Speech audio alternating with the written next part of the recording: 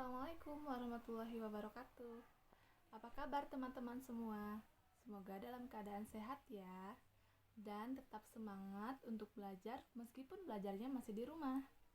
Nah teman-teman, kami hari ini akan membahas mengenai listrik di mata pelajaran IPA. Yuk kita simak sama-sama materi tentang listrik berikut ini. Oke teman-teman, sebelum kita masuk ke dalam materi, ada besaran yang harus teman-teman ingat. Besaran yang pertama adalah tegangan listrik. Biasa disebut dengan volt dengan lambang V besar. Selanjutnya yang kedua, ada arus listrik. Biasa disebut dengan ampere dengan lambang A besar. Kemudian yang ketiga, ada hambatan listrik.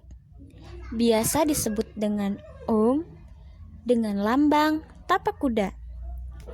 Lalu yang keempat, ada daya listrik. Biasa disebut watt dengan lambang W besar. Dan yang terakhir, ada energi listrik. Biasa disebut joule dengan lambang J besar.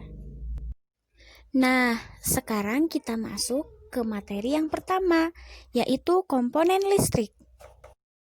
Komponen listrik dibagi menjadi dua macam. Yang pertama, komponen listrik yang menghasilkan arus listrik. Contohnya, baterai dan aki. Kemudian, komponen yang kedua yaitu menggunakan arus listrik. Contohnya, ada saklar dan juga lampu. Selanjutnya materi yang kedua yaitu rangkaian listrik sederhana. Rangkaian listrik sederhana adalah hubungan sumber listrik dengan komponen listrik lainnya yang dirangkai atau disusun jadi satu kesatuan. Jenis-jenis rangkaian listrik sederhana ini dibagi menjadi dua.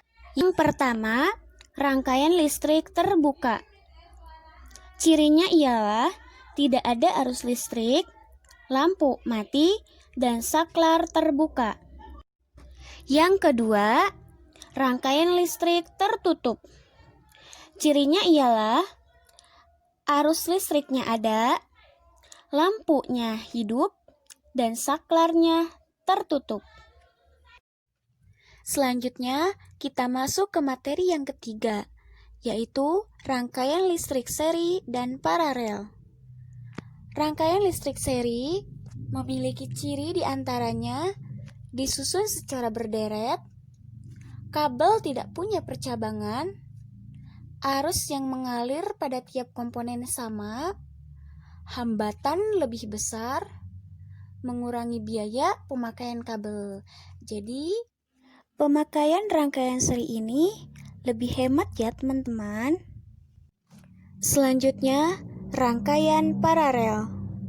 Rangkaian paralel memiliki ciri diantaranya disusun secara bersusun sejajar, arus yang mengalir berbeda, hambatan lebih kecil, dan kabel yang dibutuhkan lebih banyak. Jadi untuk paralel ini lebih ribet ya teman-teman. Nah, itu dia teman-teman. Materi hari ini sudah selesai. Semoga teman-teman bisa memahami. Sekian yang dapat Ibu sampaikan. Kurang lebihnya mohon maaf. Wassalamualaikum warahmatullahi wabarakatuh.